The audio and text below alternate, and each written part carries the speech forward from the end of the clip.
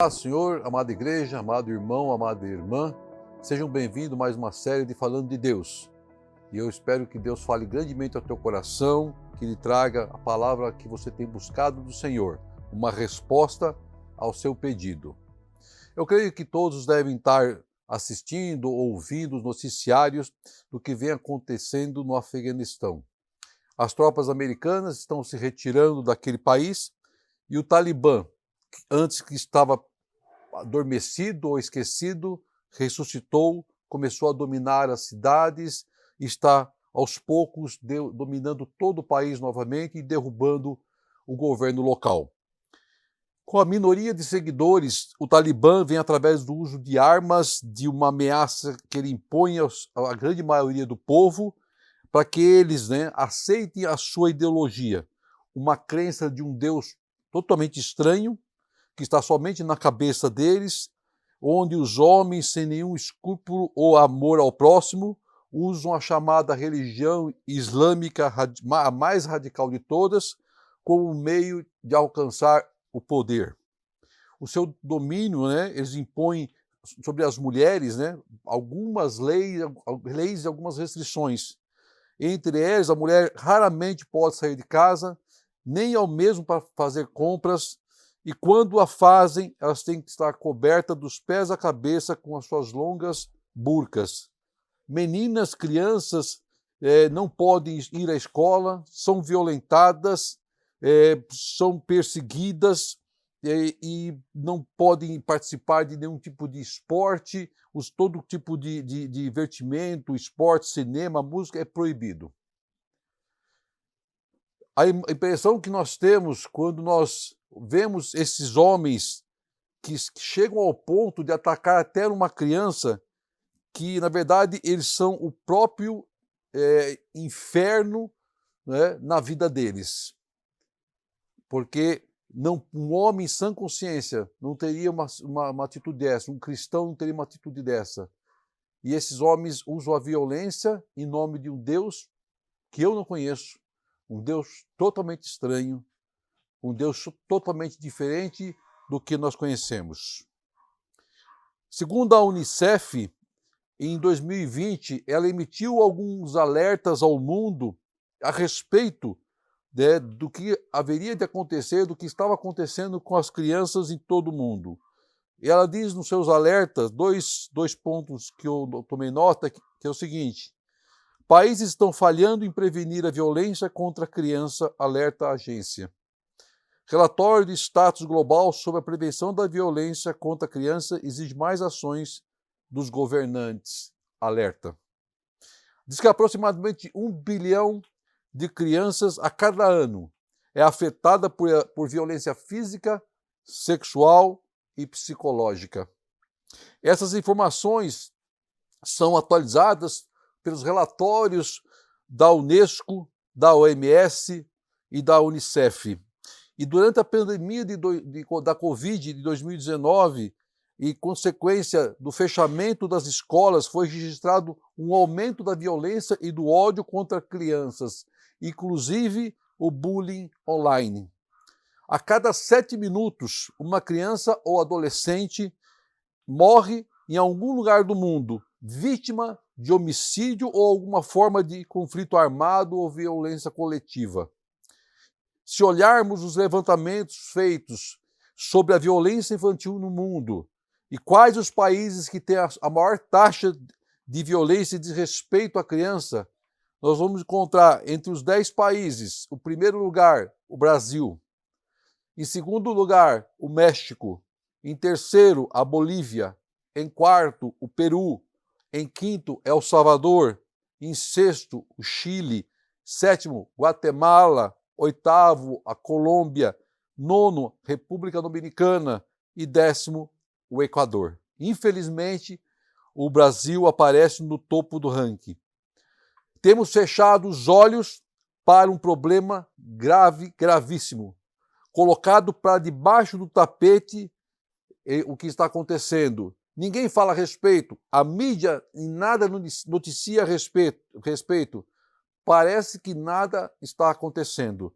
Mas para agravar mais ainda a situação, temos também visto o abuso infantil em todas as esferas da sociedade, inclusive nas igrejas, que nas últimas décadas assumiu o papel de vilã. Enquanto o papel da igreja deveria ser de justiça, retidão, refúgio, abrigo às crianças, o que temos visto é uma igreja que acabou se tornando uma das prisões de crianças inocentes. Não sou eu que digo isso, mas todos os levantamentos feitos por essas entidades que no mundo tentam identificar esses problemas. A realidade é triste e essa mancha não será apagada tão rapidamente. Como igreja, como corpo de Cristo, nós temos a obrigação, sim, de sermos as vozes dessas crianças, de cuidar delas, de recebê-las, aquelas que sofrem os abusos de todo tipo e de toda espécie. Cada um de nós, como embaixadores de Cristo, que professamos a nossa fé, temos a responsabilidade de cuidar das crianças, dos órfãos e das viúvas. É o nosso papel, pois a palavra do próprio Deus diz que o reino dos céus pertence aos pequeninos. Cristo nos deixou uma lição de amor e de esperança. Então fique atento para o que está acontecendo no mundo, às vezes do lado da sua casa, no Brasil. Nós temos que, como igreja, orarmos a Deus, pedirmos a misericórdia de Deus sobre a vida dessas pessoas, dessas famílias e principalmente dessas crianças. Falando sobre crianças, o que a Bíblia nos ensina a respeito? Eu gostaria de convidá-lo a abrir sua Bíblia, se for possível, em Mateus 18, do versículo 1 ao versículo 6. Mateus 18, versículo 1 ao versículo 6. Diz a palavra do Senhor: Naquele momento os discípulos chegaram a Jesus e perguntaram: Quem é o maior no reino dos céus? Chamando uma criança, colocou no meio deles e disse: Eu lhes asseguro que, a não ser que vocês se convertam e se tornem como crianças, jamais entrarão no reino dos céus. Portanto, quem se faz humilde como esta criança, este é o maior no reino dos céus. Quem recebe uma dessas crianças em meu nome, está me recebendo. Mas se alguém fizer tropeçar um desses pequeninos que crê em mim, melhor lhe seria amarrar uma pedra de moinho no pescoço e se afogar nas profundezas do mar. Até aqui. Jesus sempre teve uma maneira peculiar de revelar as sublimes palavras do Evangelho, de uma maneira muito simples e até ilustrativa. Nós vamos encontrar várias passagens onde ele utiliza a parábola para tentar levar ao povo o entendimento da palavra, o entendimento da sua mensagem. Algumas nós já conhecemos, são muito conhecidas, como exemplo, a parábola do semeador, do candeeiro, das sementes, dos talentos e tantas outras parábolas. Mas quando Cristo cita uma criança na sua palavra, no meu entendimento como pastor, eu entendo que é a forma mais sublime, rica e real de exemplificar a importância de sermos dependentes de Deus. Dependentes de Deus. No versículo 1 que nós acabamos de ler, ele diz assim: Naquela mesma hora, chegaram os discípulos ao pé de Jesus, dizendo: Quem é o maior no reino dos céus? Quem é o maior no reino dos céus? Um pouco antes, Jesus estava com seus discípulos e sendo abordado pelos coletores de impostos, falando um pouquinho antes de entrar nessa palavra, no capítulo anterior, e para não escandalizar, Jesus então manda que Pedro vá até o mar, jogue um anzol e retire um peixe. E da boca do peixe ele retira uma moeda de 4 dracmas, porque o imposto era de 2 dracmas por pessoa. Então Cristo, para não escandalizar, ele pede para Pedro fazer isso, retirar a moeda da boca do peixe de 4 dracmas e pagar ao coletor o imposto dele, de Jesus e de Pedro. Em seguida, chegam os demais discípulos. E a primeira coisa que os discípulos fazem é uma pergunta ao mestre: quem é o maior no reino dos céus? Quem é o maior no reino dos céus? Então o versículo começa falando que naquela mesma hora, ou seja, naquele mesmo momento, naquele mesmo instante, em que Pedro e Jesus estavam juntos no templo, chegam os demais discípulos. Chegaram os discípulos aos pés de Jesus, ou seja, à presença do Mestre, na posição correta, local correto, como servos do Altíssimo, se prostram e perguntam ao Mestre: quem é o maior no reino dos céus? Em outras palavras, estão dizendo: quem manda mais no reino do Mestre, no reino do Senhor? Os historiadores dizem que na época de Jesus a questão de cargo, posições, era levado muito a sério. Era uma questão de rito, de costume, cultura de época. Saber as posições das pessoas relevantes na sociedade. Por isso que eles questionam, né, a Jesus, e eles queriam saber como era essa questão de status, vamos dizer assim, ou posições, e como funcionava isso no reino do Senhor, no reino de Jesus. Por isso que Jesus responde para ele usando como exemplo uma criança, para tentar demonstrar, para que eles pudessem entender o que Jesus queria transmitir para eles, como era no céu, nada tinha a ver com o que era na terra. Aí ele vai para o versículo 2, que diz assim: chamou ele, né, uma criança, e colocou no meio deles, entre eles, Jesus e os seus discípulos. Ele disse: eu lhes asseguro que, a não ser que vocês se convertam e se tornem como uma criança, jamais entrarão no reino dos céus. Então, no versículo 2, nós vemos Jesus que ele queria demonstrar claramente aos seus discípulos por que uma criança era a forma mais verdadeira de responder ao questionamento que eles fizeram. Jesus pega a criança, que devia estar por perto, passando por ali, e coloca no meio deles. Seria o mesmo que dizer para aqueles homens o seguinte: olha assim, olha a criança, veja como ela é pequena. Ela é pequena perto de vocês. Ela não é pária para vencer vocês numa luta, porque ela é pequena, a sua estatura é pequena, a sua musculatura é pequena. Ela não tem o mesmo conhecimento de vida do que a de vocês. Ela não sabe se cuidar sozinha. Ela depende dos seus pais ou depende de algum adulto para cuidar dela.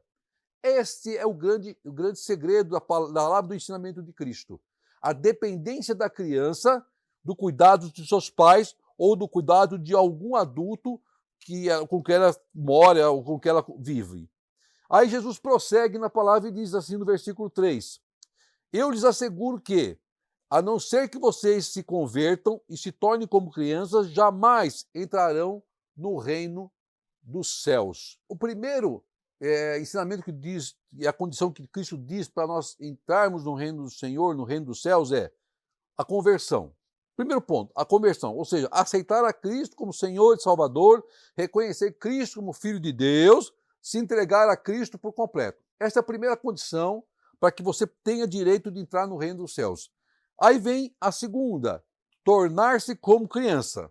Espera aí, vamos imaginar o discípulo ouvindo isso do Senhor. O que será que passou na cabeça dos discípulos nesse momento? Como é que eu vou me tornar uma criança? Será que eu posso voltar a ser criança? Ou eu posso voltar ao ventre da minha mãe para nascer de novo? Não era isso que Deus estava ensinando.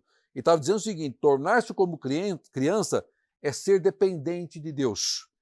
É ter um tutor, um guardião que é Deus. É ter Deus como seu Pai celestial. Era isso que Cristo estava ensinando. Era isso o objetivo de ensinar, o porquê de ser como criança, do porquê que nós devemos ser como criança. Aí ele continua lá no versículo 4, que diz assim: portanto, quem se faz humilde como essa criança, esse é maior no reino dos céus. Então ele está dizendo agora, para entrar no reino dos céus tem essa condição. Agora, para você ser o maior no reino dos céus, você tem que ser humilde como uma criança. Como havia uma cultura de status, cargo, posição da época, Jesus responde a um outro questionamento do versículo, que é quem é maior no reino dos céus, do que os discípulos tinham perguntado. Ou seja, Jesus está respondendo para eles o seguinte: o maior é o mais humilde, o maior é quem se faz servo, o maior é quem abandona tudo para me seguir, o maior é quem depende de mim, o maior é quem me ama. Essas são as condições que Cristo está descrevendo para eles através daquele exemplo da criança e deles terem que ser humildes. Você entendeu? Aí vai lá para o versículo 5. Tá? Como a palavra de Deus é rica e maravilhosa no ensinamento de Cristo. Versículo 5. Quem recebe uma dessas crianças em meu nome, está me recebendo. Quem recebe uma dessas crianças, um desses pequeninos, em meu nome, está me recebendo. Veja que interessante. Esse versículo nos leva ao entendimento de que Cristo meio que passa uma procuração para a criança, para que a criança tenha a autorização de representar a Cristo. Como a gente faz às vezes no cartório. Você vai no cartório para fazer uma procuração para sua esposa, para que ela tenha direito de usar o seu cartão de crédito. Isso não precisa de procuração, que ela vai usar de qualquer jeito, com ou sem procuração. Mas você pode passar procuração para ela movimentar a sua conta, para ela ir lá, às vezes, assinar por você em algum documento. Isso é algo totalmente legal. Você faz isso em cartório e isso te dá esse direito a um terceiro. Aqui Cristo está dizendo praticamente a mesma coisa. Ele está passando a procuração para a criança. Ele está dizendo o seguinte: todo aquele que receber com amor cristão uma criança é o mesmo que receber ao próprio Cristo. Ou seja, se nós não conseguimos fazer isso por uma criança, nós não vamos conseguir fazer isso por Cristo. Se nós não conseguimos amar, educar, ensinar uma criança, não vamos conseguir fazer isso para Cristo. Para você ser um verdadeiro cristão, você tem que ser como uma criança, humilde, dependente, carente do amor dos pais, do cuidado dos pais. É isso que Deus está nos ensinando. Se você não respeita esses princípios, você não vai conseguir respeitar os ensinamentos de Cristo. Aí no versículo 6, diz assim: mas se alguém fizer tropeçar, agora presta atenção, hein? Porque aqui vem uma exortação de Cristo para os seus discípulos. Mas se alguém fizer tropeçar um desses pequeninos que crê em mim, melhor que seria amarrar uma pedra de moinho no pescoço e se afogar nas profundezas do mar. Olha que terrível. Vemos agora Cristo sendo enfático, duro, firme, exortando seus discípulos para as consequências de quem for pedra de tropeço aos escolhidos de Deus. Então, nós temos aqui uma palavra, uma palavra interessante, que é tropeçar. Se você buscar tropeçar no dicionário, o Aurélio, você vai encontrar a seguinte definição: encontrar algum obstáculo inesperado, cometer erro, hesitar. O tropeçar na Bíblia tem o seguinte significado: atitude ou comportamento de alguém que conduz outro a pecar. Prestou atenção? Na Bíblia, o tropeçar significa atitude ou comportamento de alguém conduzir o outro, o seu irmão, o seu próximo, a cometer pecado. Podemos levar uma pessoa a cometer erros em sua vida, voluntária ou involuntariamente, seja por um conselho ou uma indicação que você tenha feito. Mas não temos o direito de levar uma pessoa a cometer um erro, um escolhido de Deus, que o leve a pecar e sair da presença de Deus, se afastar da igreja e do evangelho, da comunhão com Cristo. Isso seria o mesmo que levá-los à morte espiritual, colocá-los nas mãos do diabo, tirá-los do aprisco do Senhor, arrancá-los do meio de seu direito de vida eterna, mandá-los para uma condenação eterna. Por isso as consequências desse ato são terríveis. São terríveis. Ser pedra de tropeço para um irmão, para um escolhido de Deus, as consequências são terríveis. Depois você continua lendo do versículo 6 em diante e você vai ver lá as consequências, a continuação delas, citadas na palavra do Senhor. Então, muito bem, Deus nos ensinou com essa palavra de que devemos ser como crianças, ou seja, para termos parte com Cristo. Observe como são as crianças. Se você observar, olhar, você vai ver que elas possuem umas qualidades muito peculiares. As lições que elas transmitem para nossas vidas são riquíssimas. Elas são sempre felizes. A criança está sempre feliz, está sempre brincando, está sempre pulando. Elas não se preocupam em preparar suas refeições, porque ela tem os pais que fazem isso por elas. E Cristo prepara para nós o alimento que nós precisamos. Elas querem apenas brincar e se alegrar. Elas não sofrem dos nervos que nós adultos. Elas não se preocupam com amanhã, porque ela sabe que tem o papai e a mamãe para cuidar dela no dia da manhã. As crianças são sinceras, elas não enrolam, elas falam o que elas sentem, elas falam as coisas verdadeiras, elas são humildes e elas não guardam ódio nem guardam mágoas. Você entende agora porque Cristo quer nos comparar como criança? E o mais importante de tudo é que elas são totalmente dependentes para viver, para comer, para se vestir dos seus pais.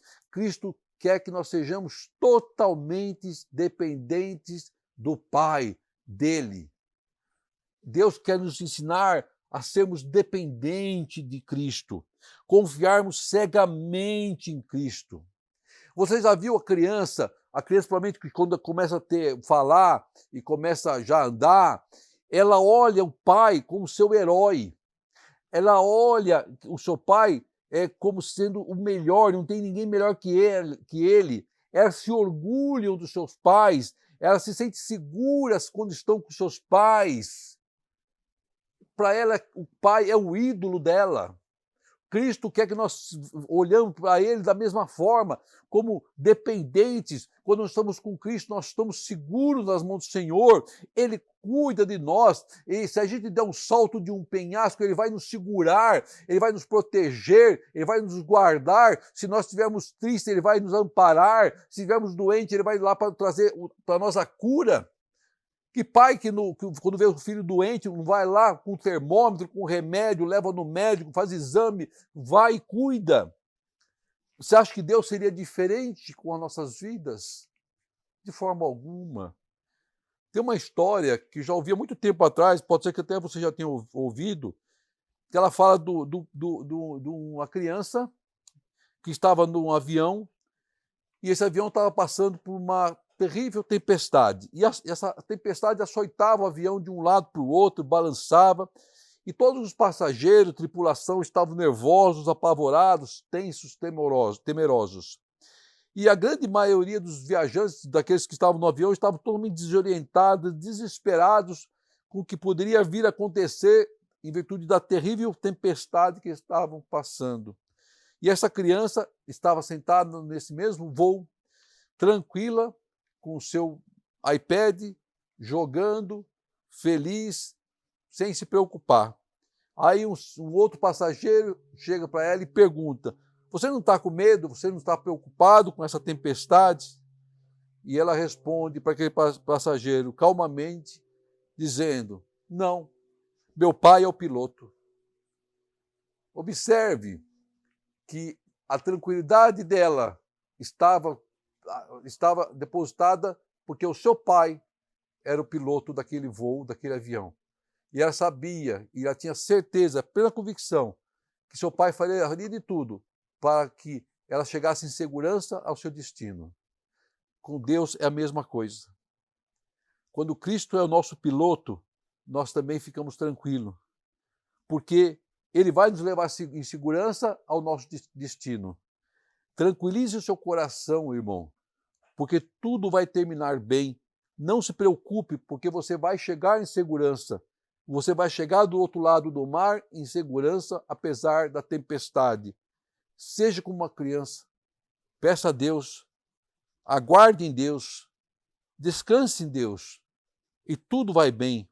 Por isso, Cristo nos chama de uma forma tão carinhosa no seu Evangelho, quando ele chama de filhinhos. Cristo está chamando você hoje de filhinhos. Por quê? Porque para Deus nós somos eternas crianças, eternos pequeninos, dependentes dele em tudo. Entenda isso. Não se preocupe com a sua luta, não se preocupe com as suas aflições. Deposite nos braços do Senhor, nos braços do Pai. Porque o Senhor nos olha como crianças. E como criança, Ele vai cuidar da sua vida e dos seus. E Ele não vai deixar que você pereça. E não vai deixar que nada de mal lhe aconteça. Essa é a palavra rica e maravilhosa que Deus nos entrega hoje. Que ela fique enraizada no seu coração, em Cristo Jesus.